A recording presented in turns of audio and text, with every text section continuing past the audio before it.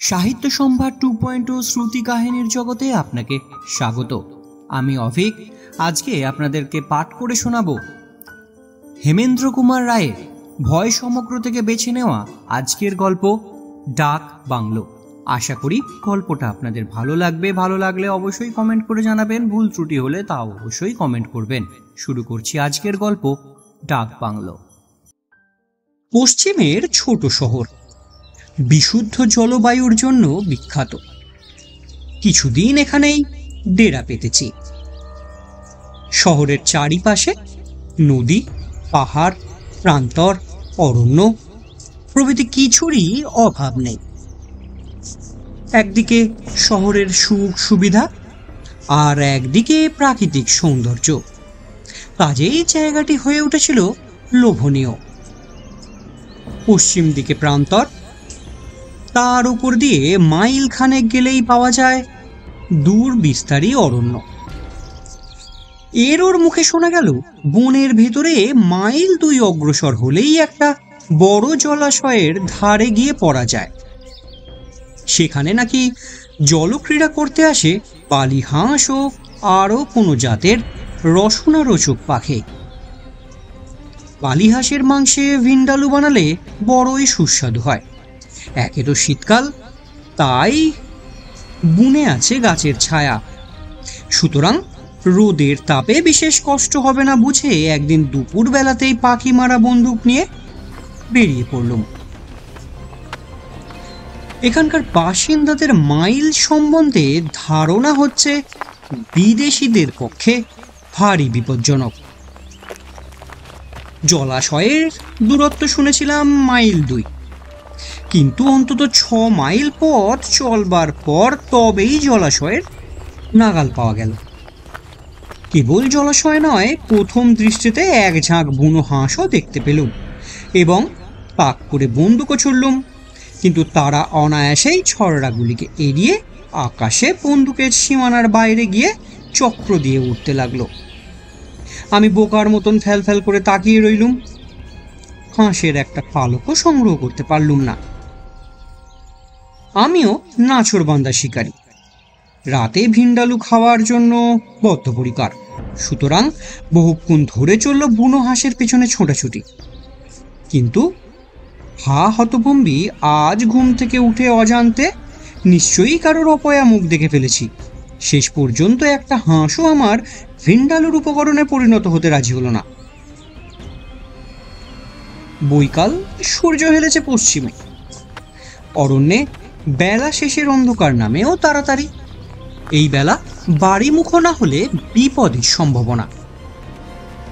চটপট পা চালিয়ে দিলুম, কিন্তু আধ ঘন্টা ঘোরাঘুরির পরেও আবিষ্কার করলুম একটি প্রাঞ্জল করা প্রাঞ্জল সত্য। আমি পথ হারিয়েছি। অজানা গভীর বনে সন্ধ্যার মুখে পথ হারানো যে কি ভয়ঙ্কর ব্যাপার, ভুক্তভোগী ছাড়া আর কেউ তা বুঝতে পারবে না। অন্ধকার হওয়ার আগেই এক জায়গায় একজোড়া ভাল্লুকের দেখা পেয়ে আসন্ন বিপদের গুরুত্বটা আরো ভালো করে হৃদয়ঙ্গম করে পড়লুম।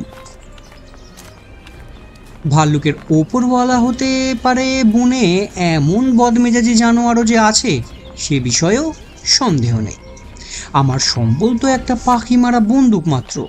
ব্যস্ত হয়ে বহুক্ষণ ধরে দিকে দিকে ছোটাছুটি করবার পর অবশেষে মনে পড়ল, আমি এসেছি যখন পূব দিক থেকে, তখন পূব দিক ছাড়া আর কোনো দিকেই আমার যাওয়া উচিত নয়। পূব দিকে মাইল খানেক পদচালনা করবার পরে শহরের সন্ধান পেলুম না বটে, কিন্তু একটা রাস্তায় গিয়ে দাঁড়ালুম। সেখানে ধুলোর ওপরে গাড়ির চাকার দাগ দেখে বোঝা গেল এই পথে যখন যানবাহনের চলাচল আছে তখন লোকালয় পাওয়া যেতে পারে অনতি দূরেই। আরো খানিক এগোবার পরে পথের ধারে চোখে পড়ল একখানা ছোট্ট একতলা বাড়ি। বাড়ির গড়ন দেখেই বুঝতে দেরি হলো না যে সেখানে হচ্ছে ডাক বাংলো। বন্য নির্জনতার মধ্যে অন্তত মাথা গুঁজবার একটা আস্থানা পেয়ে আশ্বস্তির নিঃশ্বাস ফেলে বাঁচলুম। পশ্চিমের আকাশে তখন রক্তগঙ্গা বইয়ে সূর্য তখন পাটে বসেছে। পাখিরা ঝাঁকে ঝাঁকে বাসামুখো হয়েছে। এরই মধ্যে দূর থেকে যাচ্ছে কুয়াশার পাতলা পর্দা। বনের নিচের দিকটা ক্রমেই ছায়ায় অস্পষ্ট হয়ে উঠেছে। কোথাও জনমানবের সাড়া নেই বটে, কিন্তু সন্ধ্যার অন্ধকার জমজমাট হওয়ার আগেই ডাক বাংলোর কাছে এসে নিজেকে ভাগ্যবান বলেই মনে হলো। তখন অবসন্ন, পা আর চলতে চাইছিল না। ক্ষুধা তৃষ্ণায় শরীরও কাতর, কাপড় চোপড় কাঁটা জঙ্গলে ছিন্ন ভিন্ন, দেহের নানা জায়গায় ক্ষতবিক্ষত এবং পিঠের বন্দুকটাকে মনে হচ্ছিল 3 গুণেরও বেশি ভারী। আপাতত বাংলোয় আশ্রয় নেওয়া ছাড়া আর উপায়ও দেখিনি। পায়ে পায়ে বাংলোর দিকে এগুতে এগুতে দেখলাম বারান্দার রেলিং ধরে চিরস্থায়ীভাবে দাঁড়িয়ে আছে খানসামার উর্দি পরা একটা মূর্তি। নিশ্চয়ই বাংলোর জিম্মাদার।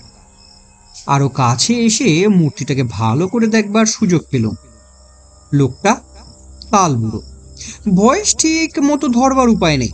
80ও হতে পারে, 90ও হওয়া অসম্ভব নয়। মুখের চামড়ায় ভাঁজের পর ভাঁজ, গলার কাছে মাংস ঝলঝল করছে এবং গায়ের ত্বকও চুপসে কুঁকড়ে গিয়েছে। দেহখানা ছিলা পরানো ধনুকের মতন বাঁকা। হেঁট হয়ে নিজের মনেই সে যেন বিড়বিড় করে বকছিল। আমি কাছে গিয়ে দাঁড়িয়ে শুনলুম, ওহে বাপু, তুমি কি এখানকারই খানসামা? সে কোনো জবাব দিলে না। 2 হাতে বারান্দায় ভর দিয়ে নিজের বাঁকা দেহখানি সোজা করে তুলে আমার মুখের ওপর দৃষ্টিপাত করলে। আমি চমকে উঠলুম দেখে। কোনো থুরথুরে বুড়োর চোখে আমি এমন তেজি আর তীব্র দৃষ্টি দেখিনি। বললুম, আজ আমি এই বাংলোতেই থাকবো, তুমি সব ব্যবস্থা করে দাও। তবু সে জবাব দিলে না। তার হাতে একগাছা লাঠি ছিল।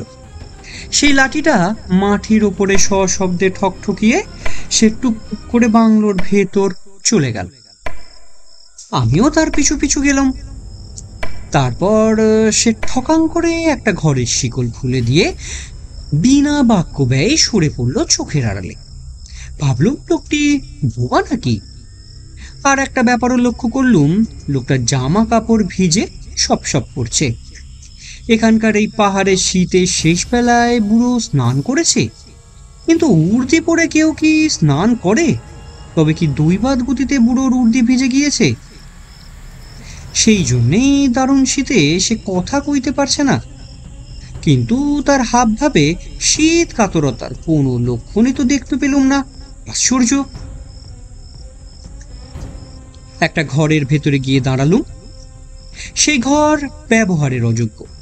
অন্তত মাসাধিক সঞ্চিত ধুলো ঘরের আসবাবপত্র এবং মেঝের ওপরে পুর হয়ে জমে আছে। জানি এইসব বন্য ডাক বাংলোয় অতিথিদের জনতা ভেঙে পড়ে না, কিন্তু সরকার মাইনা দিয়ে খানসামা পুষেছেন কেন? ক্রুদ্ধ হয়ে ডাকলুম, খানসামা, খানসামা। 5-7 বার ডাকা ডাকির পরেও কোনো জবাব পাওয়া গেল না। আমার সব বন্দোবস্ত করবার জন্য বুড়ো নিশ্চয়ই বাইরে বেরিয়ে পড়েছে, কিন্তু মনে হলো কোথায় কে যেন মাটির উপরে লাঠি ঠকঠকিয়ে বেরিয়ে বেড়াচ্ছে। হয়তো বাংলোর ভেতরে আরো কোনো ষষ্ঠীধারী লোক আছে, কিংবা খানসামা হয়তো কেবল বোবা নয়, কানেও শোনে না। নাচার ভাবে পশ্চিম দিকের জানলাটা খুলে দিলুম। আলোক সম্রাট সূর্যদেব অবসর গ্রহণ করেছেন বটে, কিন্তু বনবাসী জীবদের কাছে জ্যোৎস্নার আশ্চর্য বর্ষণ করবার জন্য প্রতিপদের চাঁদ আর একটু পরেই আত্মপ্রকাশ করবেন। দিনের পাখিরা বাসায় ফিরে গিয়েছে। ছায়ামলিন আকাশের গায়ে একে একে দেখা দিতে শুরু করলো পেঁচা আর বাদুড়। খানিক তফাতে আবছায়ার ভেতর দিয়ে জঙ্গলের আরো ঘন অন্ধকারের মধ্যে গা ঢাকা দিলে বোধ হয় একদল হায়নায়। বনস্পতিদের আর্তনাদের মতন মর্মর ধ্বনি ছাড়া কোথাও আর কোনো শব্দ নেই। এ যেন অমানুষের দেশ। বাংলোর হাতার ভিতরেই রয়েছে একটি ইদারা। জলাভাবে গলা তখন শুকিয়ে কাঠ হয়েছিল। ইদারা দেখেই তৃষ্ণা যেন দ্বিগুণ হয়ে উঠল। অনুপস্থিত খানসামার মুখাপেক্ষ না করে নিজেই ঘর থেকে বেরিয়ে সাগ্রহে ছুটে গেলুম ইদারার কাছে। ইদারার পাশেই ছিল দড়ি বাঁধা বালতি।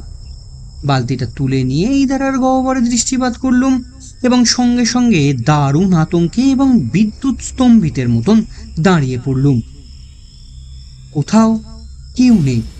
নিজের দেহের কোনো জায়গাতেও কারো স্পর্শ অনুভব করলুম না, কিন্তু চুম্বক যেমন অদৃশ্য আকর্ষণে লোহাকে টেনে নেয়, ঠিক সেইভাবেই কোনো দৃশ্য অদৃশ্য শক্তি যেন আমাকে হঠাৎ ইদারার ভেতরে সজোরে টেনে নেওয়ার চেষ্টা করলে। হতভম্বের মতন চারিদিকে ফিরে ফিরে তাকাতে লাগলাম। না, সামনে পিছনে বাঁয়ে ডাইনে কেউ কোথাও নেই। তবে আমার মনের ভ্রম। আবার ইদারার ভিতরে উঁকি মারলাম এবং আবার সেই অসম্ভব ভয়াবহ আকর্ষণ। এবার রীতিমতো জোর করে সেই অদৃশ্য শক্তির আকর্ষণ থেকে নিজেকে ছিনিয়ে নিতে হলো। সারাদিন রোদে রোদে ঘুরে আমার মাথা কি বিগড়ে গেছে? আমি কি পাগল হয়ে যাচ্ছি? আর ইদারার কাছে দাঁড়াতে ভরসা হলো না। তৃষ্ণার কথা ভুলে দ্রুত পদে সোজা বাংলোর ভিতরে ফিরে এলুম। মনের ভুলে কে পাতালে প্রবেশ করতে চায়? বাহিরটা ঝাপসা হয়ে এসেছে, ঘরের ভেতরে ঘন হয়ে এসেছে অন্ধকার। কি মুশকিল, এখনো বুড়োর দেখা নেই। আর যে আলো না জ্বাললে চলে না। আচমকা বাহির থেকে একটা কুকুর তার স্বরে চিৎকার করে উঠল। সে যে কি মর্মভেদ, অথচ বিভৎস চিৎকার, ভাষায় তা বোঝানো যাবে না। জানলার কাছে গিয়ে দেখি ইদারার উঁচু পাড়ের ওপর একটা কুকুরের অস্পষ্ট মূর্তি। আকাশের দিকে মুখ তুলে সে এমন একটা না আর্তনাদ করছিল যে কেঁপে কেঁপে উঠছিল যেন চারিদিক। সেই বিশ্রী ক্রন্দনের অপার্থিবতায় আমার বুকটা কি এক অমঙ্গলের আশঙ্কায় ছ্যাঁত করতে লাগলো। এমন সময় দড়াম করে ঘরের দরজাটা বন্ধ হয়ে গেল। ছুটে গিয়ে দরজা ধরে অনেক টানাটানি করলুম, কিন্তু কিছুতেই খুলতে পারলুম না। মহাক্রুদ্ধ হয়ে চিৎকার করে বললুম, কে দরজা বন্ধ করেছে? কে? শিগগিরই খুলে দাও। আমার সঙ্গে চালাকি করো না, আমার কাছে বন্দুক আছে। কিন্তু দরজা খুলল না। আচমবিতে ঘরের ভেতর যেন তুষার বৃষ্টি শুরু হলো। হাড়ে হাড়ে জাগলো কাঁপুনি। কিন্তু এসব কি? আজকে এখানে সম্ভব ও অসম্ভবের ব্যবধান ঘুচে গিয়েছে। এইবারে ভয় যে পেলুম তা অস্বীকার করতে পারবো না। ঘর তখন অন্ধকার, একটুখানি আলোর আভাস ছিল কেবল জানলার কাছে। শিউরোতে শিউরোতে পায়ে পায়ে জানলার দিকে এগিয়ে গেল। বাইরে কুকুরটা তখনও পরিত্রাহী চিৎকার করছে। সহসা ঘরের এক কোণ থেকে ক্ষণক্ষণে গলায় কে খিলখিল করে হেসে উঠল এবং তারপরে শুনলুম মাটির ওপরে লাঠি ঠকঠকিয়ে কে যেন এগিয়ে আসছে আমার দিকে। ভাগ্যে বাংলোর জানলা ছিল গড়াধীন। মারলুম আমি বাইরে লাফ। সঙ্গে সঙ্গে ইদারার পাড়ের উপর থেকে কুকুরের ঝাপসা মূর্তিটা নিচের দিকে ঝাঁপিয়ে পড়ে আমার দিকে আসতে লাগলো। তার দুই চোখ জ্বলছে দুটো আগুনের গুলি এবং তার কণ্ঠে জাগছে তেমনই ক্ষুধিত আর্তচিৎকার। দিকবিদিক জ্ঞান হারিয়ে বনপথের ওপর দিয়ে আমি প্রাণপণে ছুটতে লাগলুম। পরে শহরের এক পশ্চিমা বিশেষজ্ঞের মুখে শোনা গেল, মাস কয়েক আগে ওই ডাক বাংলোর খানসামা দৈব দুর্বিপাকে ইদারা জলে পড়ে যায় এবং সঙ্গে সঙ্গে তার প্রভুভক্ত কুকুরটাও জলে ঝাঁপ দেয়। তাদের কেউ বাঁচেনি। সেই থেকে ওই ডাক বাংলোর বদনাম হয়েছে। ওখানে ভয়ে আর কেউ বাস করে না। কিন্তু এসব হচ্ছে বাজে কথা। ডাক বাংলোর খানসামাটা উন্মাদগ্রস্ত এবং ইদারার অদৃশ্য আকর্ষণ, ঘরের ভেতরে তুষার বৃষ্টি ও কুকুরের চোখের আগুন, এসব হচ্ছে আমার ক্ষুধার্ত ও তৃষ্ণা কাতর এবং রৌদ্র ও পথভ্রমে শ্রান্ত দেহের জন্য অনুবিকারের প্রতিক্রিয়া মাত্র। তবে আমার ধারণাটা সত্য কিনা পরীক্ষা করবার জন্য আর কোনোদিন ঘটনাস্থলে যাওয়া হয়নি।